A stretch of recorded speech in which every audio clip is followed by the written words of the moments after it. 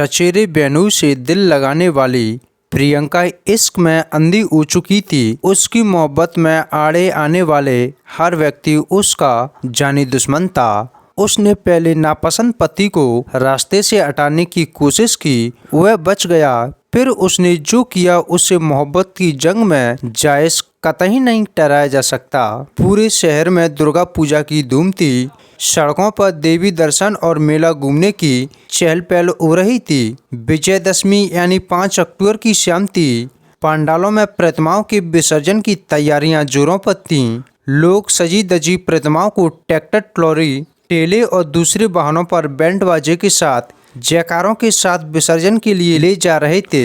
उन्हें देखने के लिए सड़कों पर भारी भीड़ उमड़ी थी। माहौल खुशी और उत्साह का था। मेला घूमने और उमंग से आनंद लेने वालों में लाल बाबू भी था। उसका घर बिहार के शमशीदपुर जिले में बांकीपुर गांव में था। वह किसान सुरेंद्र राय का 32 वर्षीय छोटा बेटा था। उसे लोग लालू राय के नाम से भी जानते थे। उस दिन शाम के करीब 5:45 बजे उसे अपराधियों ने दरवाजे पर ही गोलियों से भून दिया। उस फायरिंग में गोलियों की ताड़ाड़ सुनकर परिवार और आसपास के लोग दौड़ते हुए वहां आए। उनके पहुंचने से पहले ही हमलावर हथियार लहराते हुए बाइक से भाग गए।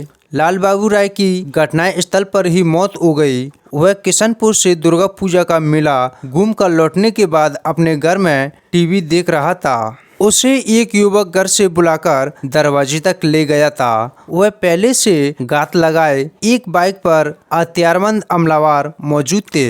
उन्हें ताबड़तोड़ फायरिंग कर गोलियां बरसा दी। बुरी तरह जख्मी लाल बाबू को घर वाले अस्पताल ले गए। वहां डॉक्टरों ने उसे मृत घोषित कर दिया। डॉक्टरों ने बताया कि उसके सिर व गर्दन पर 3 गोलियां लगी थी। गांव वालों की सूचना पर कल्याणपुर थाने की पुलिस घटना स्थल पर पहुंची और मौके की जांच की। पुलिस को वहां से कारतूस के 3 खोखे और 3 जिंदा कारतूस मिले। उसके बाद इस वारदात की छानबीन में पुलिस जुट गई। इस संबंध में लाल बाबू के पिता सुरेंद्र राय की तहरीर पर 7 अक्टूबर 2022 को थाने में अज्ञात हमलावरों के खिलाफ आईपीएस की धारा 302 आईपीएस एवं 17 एम्स एक्ट के तहत रिपोर्ट दर्ज की गई। लाल बाबू हत्याकांड से पूरे शहर में सनसनी फैल गई। मामले की तहकीक और हमलावरों की गिरफ्तारी के लिए जांच का सिलसिला घटना स्थल से शुरू हुआ। मृतक के घर वालों से पूछताछ करने के बाद हमलावरों तक पहुंचने के लिए तमाम तकनीकों का इस्तेमाल किया गया। पुलिस टीम को जल्द ही सफलता मिल गई। वारदात में 3 लोगों के नाम सामने आए, जिनमें एक युवती प्रियंका कुमारी का नाम भी था।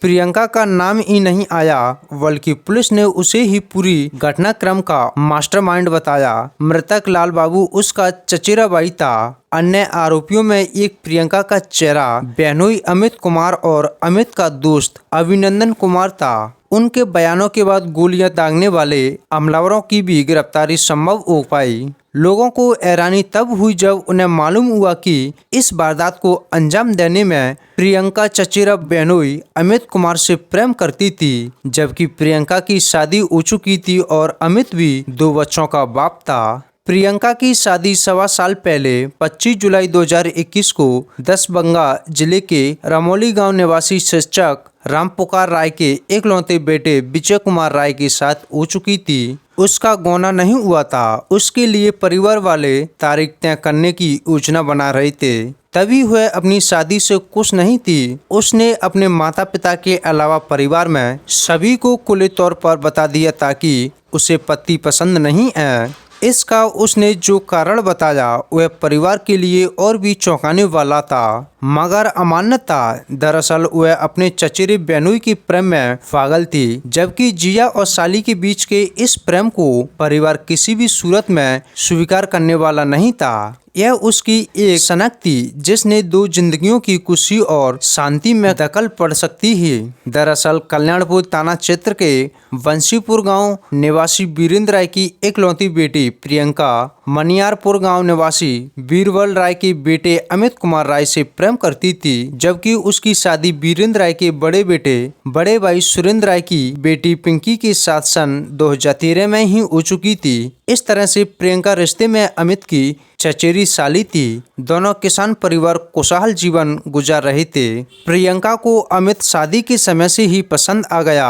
अमित भी कुलबुली और बिंदास साली पाकर खुद को खुशकिस्मत समझता था। शुरू में तो उसने प्रियंका को हल्के में लिया, लेकिन धीरे धीरे वह भी उसे पसंद आने लगी थी। उसने महसूस किया कि प्रियंका उसके दिल में जगह बना ली है। अमित 2 बच्चों का बाप था। पत्नी से उसे कोई शिकायत नहीं थी, फिर भी वह प्रियंका को चाहने लगा था। शायद ही कोई ऐसा दिन होता होगा जब दोनों फोन पर बातें नहीं कर लेते। कुछ नहीं तो दोनों व्हाट्सएप मैसेज से एक दूसरे के दिल को तसल्ली दे देते।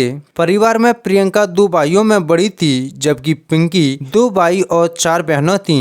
लाल बाबू पिंकी का छोटा भाई था। प्रियंका के बारे में लाल बाबू को भी मालूम हुआ कि वह उसकी बहनों से प्रेम के चलते अपने पति को नापसंद करती है। यह बात उसने अपने चाचा को बताई और कहा कि जितना जल्दी हो सके वह पंडित से कहकर प्रियंका के दुरागमन की तारीख निकलवा ले। प्रियंका के पिता लाल बाबू की बात को गंभीर हुए दुरागमन की तारीख 5 अक्टूबर 2022 तय की गई थी। दूसरी तरफ प्रियंका इस तारीख को टालने की कोशिश करने लगी। इसके लिए उसने योजना बनाई। उसने तय किया कि क्यों न पति को ही मौत की नींद सुलाने का उपाय किया जाए। इसके लिए उसने अपने प्रेमी और जीजा अमित कुमार राय से संपर्क कर उसे अपनी योजना बताई। अमित इसलिए तैयार हो गया और अपने दोस्त अभिनंदन कुमार के साथ मिलकर प्रियंका के पति विजय कुमार राय की हत्या की योजना बना ली। उन्होंने एक शूटर को बुलवाया। अभिनंदन मुंगेर जाकर घटना को अंजाम देने के लिए हथियार हुआ। विजय की किस्मत अच्छी थी कि बाड़े का शूटर विजय कुमार की हत्या में सफल नहीं हो पाया, क्योंकि उसी रोज दुर्गमन संबंधी बातचीत के सिलसिले में विजय कुमार अपने एक रिश्तेदार के यहाँ चला गया। उसके बाद वह अपनी ससुराल भी आ गया था। प्रियंका उसे अपने घर आया देख आश्चर्यचकित हो गई, क्योंकि उसकी योजना फेल हो गई थी। इसी के साथ वह भीतर ही भीतर लाल बाबू से भी खपा भी हो गई थी। योजना की विफलता का कारण चचेरा बाई को ही मान रही थी। वहीं उसे ससुराल भेजने के लिए माता पिता पर दबाव बनाए हुए था। पति के बच जाने के बाद उसने उसी रात बहनोई अमित कुमार से मिलकर लाल बाबू को ही खत्म करने की योजना बना डाली। अमित भी प्रियंका के प्यार में इस कदर अंधा हो गया था कि वह अपने ही साले को मौत के घाट उतारने की योजना में शामिल हो गया। अब प्रियंका और अमित का दुश्मन लाल बाबू था। उसे रास्ते से हटाने के लिए दोनों ने नए सिरे से योजना बनाई। प्रियंका के कहने पर अमित, अभिनंदन और बाड़े के शूटर पूरी तरह तैयारी के साथ 5 अक्टूबर की शाम को लाल बाबू के घर के पास जा पहुंचे। वे बाइक से गए थे। अमित और शूटर बाइक पर बैठे रहे, जबकि अभिनंदन ने लाल बाबू के घर जाकर दरवाजा खटखटाया था। जैसे ही लाल बाबू घर से बाहर निकला, वैसे ही शूटर ने उस पर दान 3 गोलियां दाग दी।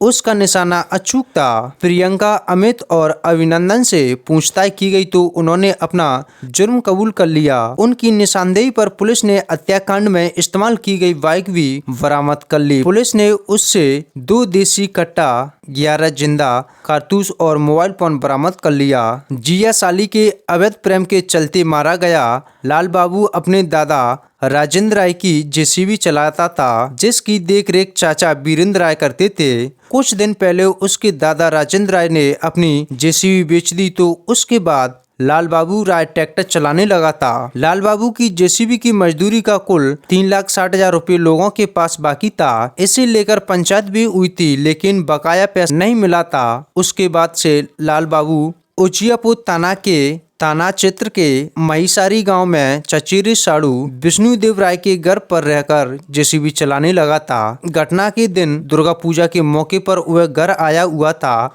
उसी दिन 5 अक्टूबर को प्रियंका का दुरागमन था, जिसके चलते घर में और बाहर बरादमे में काफी चहल पहल थी। परिवार के कई लोग बैठे थे। शाम के वक्त धुंधला होने से ठीक पहले लाल बाबू देवी दुर्गा का विसर्जन देखकर घर आया था और कमरे में बैठा टीवी देख रहा था। इस हत्याकांड का मुख्य साजिशकर्ता लाल बाबू की चचेरी बहन प्रियंका सहित घटना में शामिल उसके बहनोई अमित कुमार राय और उसके दोस्त अभिनंदन कुमार को पुलिस ने गिरफ्तार कर जेल भेज दिया।